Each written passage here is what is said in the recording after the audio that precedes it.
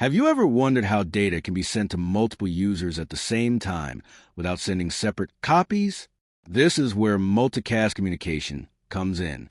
In this diagram, we have a single sender sending data to a multicast group. All the receivers that are part of this multicast group receive the same data simultaneously. In multicast communication, the sender sends data only once.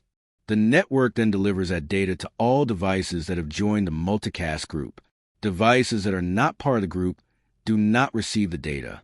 This makes multicast very efficient because it saves bandwidth and reduces network load compared to sending separate unicast messages to each receiver.